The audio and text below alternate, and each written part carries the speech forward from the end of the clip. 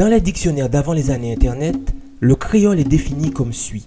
C'est un colon qui est né dans les colonies, ce qui signifie que la toute première définition du mot créole désignait l'engeance d'un Européen né dans l'une de ces colonies ultramarines.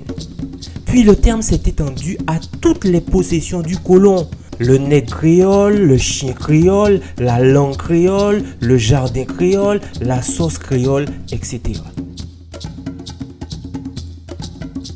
Comprenons-nous bien, toutes les personnes blanches qui naissaient, vivaient et se développaient dans les colonies étaient nommées les créoles.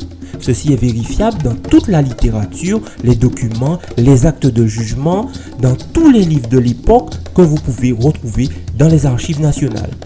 Ce ne sont pas les premiers habitants de nos îles, mais ce sont les créateurs de la société guadeloupéenne telle que nous la connaissons aujourd'hui. Aujourd'hui, nous nous représentons comme des créoles, langue, culture, terme, patrimoine, cuisine, en pensant que créole est équivalent à métis, alors que nous nous sommes tous métissés, sauf les créoles qui jusqu'à maintenant préfèrent se marier entre eux ou aller chercher des caucasiens ailleurs. Les Békés, les Matignons, les Maquignons, les Blancs-Pays étaient tous des créoles et les premiers, les créoles originels, ce qu'ils ne renient pas même aujourd'hui.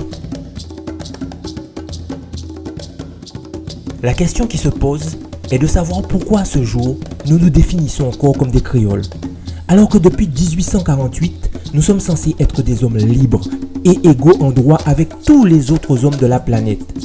En toute logique, nous ne sommes pas ou plus des créoles, mais des Guadeloupéens. Tous ceux qui vivent dans l'archipel des îles de Guadeloupe ne sont pas des créoles, mais des Guadeloupéens. En tout cas, jusqu'à ce que nous choisissions un autre nom pour nous qualifier nous-mêmes, à l'image du Zimbabwe lors de leur indépendance, qui sont passés du nom de Rhodésie du Sud à Zimbabwe pour se représenter autrement comme ils se pensaient eux-mêmes. En métropole s'épanouit une idéologie coloniale qui justifie la colonisation par la nécessité de restaurer la grandeur de la France, d'assurer des débouchés à l'industrie française et de civiliser les peuples indigènes. Je rappelle donc cette réalité historique. Un nègre créole est un esclave et tout ce qui est issu de la créolisation est une conscription de la servitude, une manière de nous confiner dans un schéma mortifère immuable. Le fait de se départir de cette identité galvaudée, cette identité assujettie serait une manière d'affirmer notre humanité. Le créole est l'esclave qui est né sur la plantation et qui se définit dès le départ comme un esclave, comme un meuble. La créolisation est reconnue par les tribunaux comme un élément du crime contre l'humanité.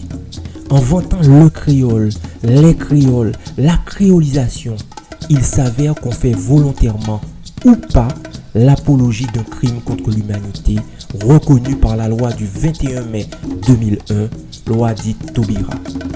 Le travail a été tellement bien fait que nous revendiquons l'identité du bourreau de nos ancêtres. Persuadés de la supériorité de l'homme blanc, les colons imposent leurs valeurs, leur langue, leur religion. L'Africain déporté sera créolisé pour devenir un parfait petit esclave, un créole. C'est un processus, tel qu'il est décrit dans la littérature parvenue jusqu'à nous, qui durait 2 ans. Et à partir de ces 2 ans, cet esclave pouvait recevoir des châtiments. Donc pour être un créole, il fallait passer par un processus inscrit dans le code noir qui durait 2 ans et qui s'appelait la créolisation. Il s'agissait de forcer ces nègres à acquérir les bonnes manières, celles qui seyaient aux colons. Ce qui est important à comprendre, c'est qu'il faut que ce soit nous qui nommions nos affaires. Il faut évacuer radicalement cette empreinte coloniale qui nous maintient dans cette idée que nous sommes incapables de construire une culture véritablement humaine. Car tant qu'elle est créole, elle est la propriété du colon parce que seul le sceau du maître donne de la valeur. À bon entendeur.